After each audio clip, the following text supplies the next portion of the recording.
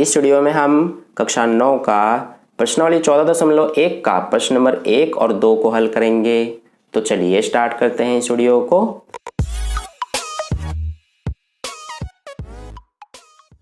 तो देखिए dear students, प्रश्न नंबर 1 और 2 को स्टार्ट करने से पहले आपको इस चैप्टर से रिलेटेड कुछ मोस्ट इंपॉर्टेंट बातें पता होना चाहिए। तो सबसे पहले हम उसके बारे में बात कर लेते हैं। तो देखिए, जैसा कि हमारा चैप्टर का ही नाम है सांख्यिकी यानी कि स्टैटिस्टिक्स, इसका मतलब क्या होता है सबसे पहले हम ये जान लेते हैं। तो देखिए, सांख्यिकी का सिंपल सा मतलब ये होता है कि अर्थपूर्ण सूचनाएं उपलब्ध करने से संबंधित अध्ययन गणित की एक शाखा में किया जाता है और गणित की उसी शाखा को हम सांख्यिकी कहते हैं यानी कि स्टैटिस्टिक्स कहते हैं। ठीक है, अगर मैं आपको इसे सिंपल भाषा में समझाऊं तो वे आंकड़े जिनका हम संग्रहण यानी कि कलेक्शन करते हैं, जिनका अध्ययन यानी कि एनालिसिस करते हैं, जिनका प्रेजेंटेशन यानी कि प्रस्तुतिकरण करते हैं और जिनको ऑर्गेनाइज करते हैं, उसी को ही हम क्या कहते हैं, सांख्यिकी कहते हैं यानी कि स्टैटिस्टिक्स कहते हैं। ठीक है, तो आई होप आपको ये समझ में आ गया कि सांख्यिकी हम किसे कहते हैं। अब देखिए, आपके प्रश्नावली में एक शब्द आपका बार बार आएगा कि आंकड़े क्या होते हैं। तो सबसे पहले हम ये जान लेते हैं कि आंकड़े हम किसे कहते हैं। तो देखिए, वे संख्याएं जिससे हमें कुछ सूचनाएं प्राप्त होती हो उसी को ही हम आंकड़े कहते हैं। जैसे कि आपकी कक्षा में विद्यार्थियों की संख्या, ये हमारे क्या है, आंकड़े हैं। जैसे कि मान लीजिए आपकी कक्षा में 40 विद्यार्थी पढ़ते हैं, तो जो ये 40 है ये क्या है, हमारे आंकड़े हैं, क्योंकि इस 40 जो संख्या है इससे हमें सूचनाएं प्राप्त हो रही हैं कि आपकी कक्षा में कितने विद्यार्थी हैं। ठीक है, इसी तरह से जो आपकी मार्कशीट में जितने संख्याएं हैं वो भी क्या है, हमारे आंकड़े ही हैं, क्योंकि उन संख्याओं से भी हमें कुछ सूचनाएं प्राप्त हो रही हैं कि आपके एग्जाम में कितने मार्क्स मिले हैं। ठीक है, तो इस तरह से आई होप आपको ये समझ में आ गया कि आंकड़े हम किसे कहते हैं। इसके अलावा और भी बहुत सारे एग्जाम्पल्स हो सकते हैं, जैसे कि आपके विद्यालय में पेड़ों की संख्या, ये भी क्या है, हमारे आंकड़े ही हैं। ठीक है, तो इस तरह से हमने समझा कि आंकड़े हम किसे कहते हैं। अब यहाँ पर हम आगे समझ लेते हैं कि आंकड़ों को प्रस्तुत करने के लिए हम कई सारे साधन का प्रयोग करते हैं।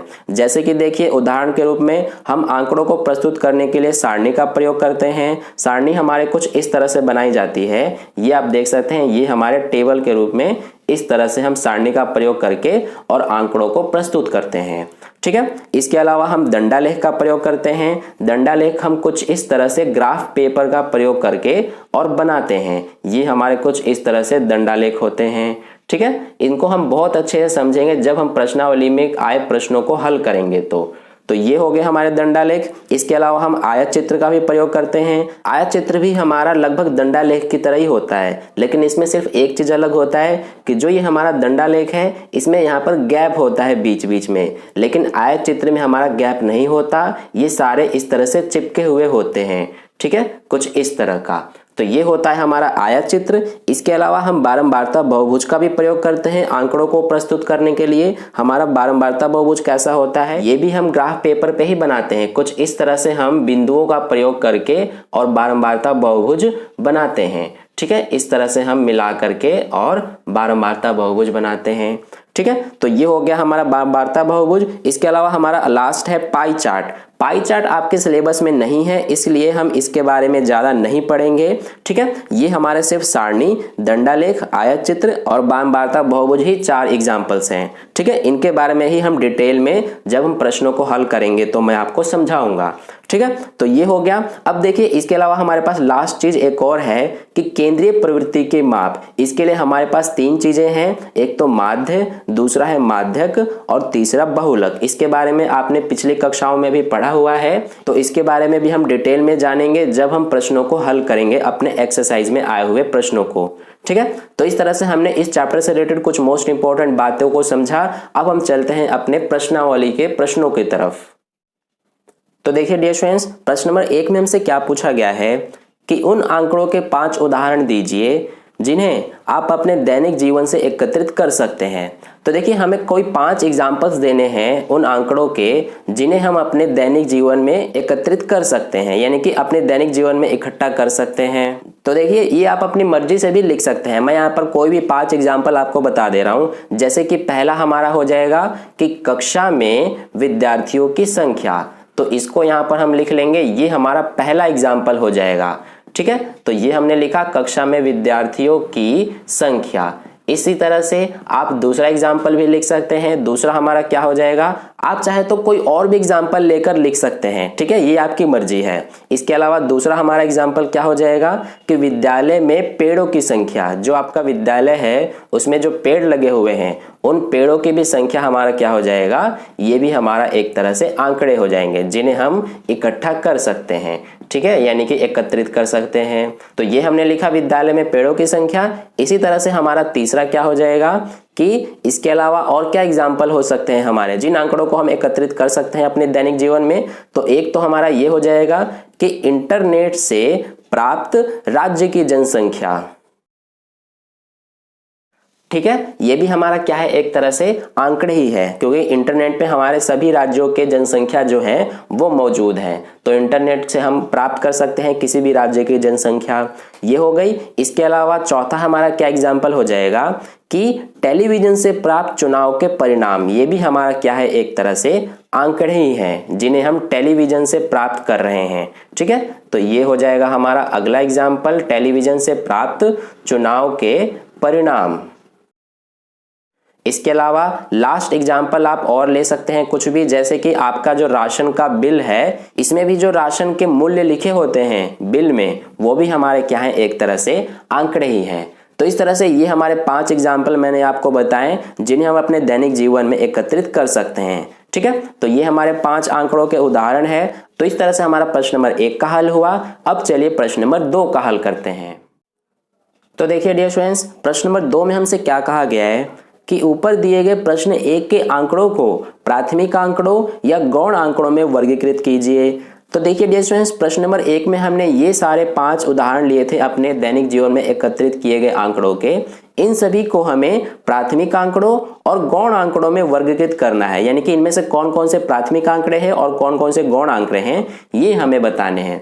तो देखिए इसके लिए सबसे पहले आपको पता होना चाहिए कि प्राथमिक आंकड़े हम किसे कहते हैं और गौण आंकड़े हम किसे कहते हैं। तो देखिए प्राथमिक आंकड़े हम उन आंकड़ों को कहते हैं जिन्हें हम स्वयं इकट्ठा करते हैं, यानी कि हम खुद से एकत्रित करते हैं, हम अपना दिमाग लगाते हैं आंकड़ों को इकट्ठा करने के लिए, ठीक है। जैसे कि देखिए आपकी कक्षा में विद्यार्थियों की संख्या, ये आप खुद से भी लिख सकते हैं आंकड़े, ठीक है।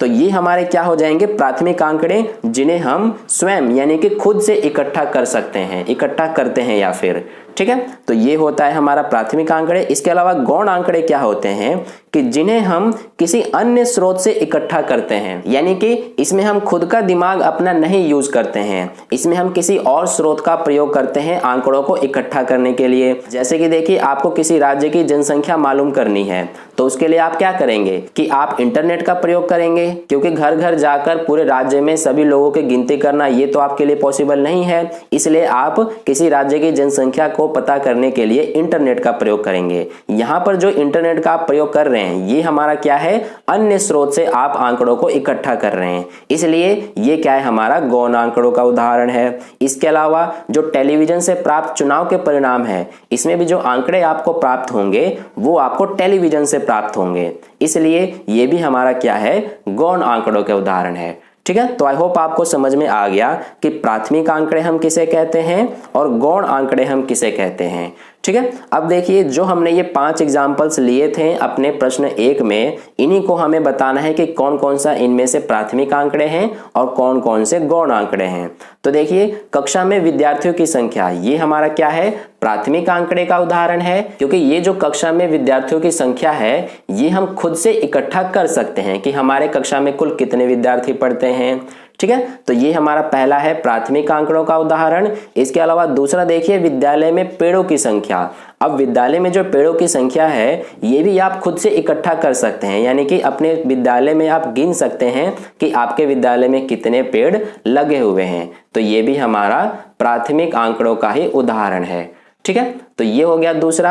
अब देखिए तीसरा हमारा क्या है, इंटरनेट से प्राप्त राज्य की जनसंख्या। अब ये जो हमारा इंटरनेट से प्राप्त राज्य की जनसंख्या है ये क्या है, हमारा गौण आंकड़े हैं, क्योंकि ये आप खुद से इकट्ठा नहीं कर सकते हैं कि किसी भी राज्य में कितनी जनसंख्या है। इसके लिए आपको इंटरनेट का प्रयोग करना ही पड़ेगा या फिर किसी और स्रोत का प्रयोग करके आप पता कर सकते हैं, ठीक है, तो ये हमारा गौण आंकड़ा हो जाएगा। इसके अलावा अगला है टेलीविजन से प्राप्त चुनाव के परिणाम। ये भी हमारा गौण आंकड़े हैं, क्योंकि इसमें भी आप अपना खुद का दिमाग नहीं लगा रहे हैं चुनाव के परिणाम को पता करने के लिए। ठीक है, चुनाव का परिणाम भी आपको टेलीविजन या फिर अखबार से भी प्राप्त हो सकता है, तो ये भी हमारा एक गौण आंकड़ों का उदाहरण है। इसके अलावा लास्ट है राशन का बिल। राशन का बिल भी हमारा क्या है, गौण आंकड़े ही हैं, क्योंकि आजकल क्या होता है कि जो हम राशन का बिल प्राप्त करते हैं वो हमारे कंप्यूटर से प्रिंट होके ही आते हैं, यानी कि इसमें हम अपना खुद का दिमाग नहीं लगाते हैं, हम कंप्यूटर में डाटा फीड करते हैं और कंप्यूटर हमें एक बिल तैयार करके प्रिंट आउट निकाल कर देता है।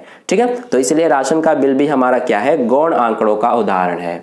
तो इस तरह से हमारा प्रश्नावली 14.1 के प्रश्न 1 और 2 का हल कंप्लीट हुआ। अगर आपको वीडियो अच्छा लगा है तो इस वीडियो को लाइक कर दीजिएगा, अपने दोस्तों के साथ शेयर कर दीजिएगा, और पहली बार वीडियो को देख रहे हैं तो चैनल को सब्सक्राइब करके बगल में जो बेल आइकन आता है उस पर ऑल वाले पे क्लिक कर लीजिए, ताकि नेक्स्ट वीडियो जैसे मैं अपलोड करूँ नए प्रश्न का, उसका नोटिफिकेशन सबसे पहले आप तक पहुंच जाए। तो फिर मिलते हैं अगले वीडियो में नए प्रश्न के साथ। धन्यवाद।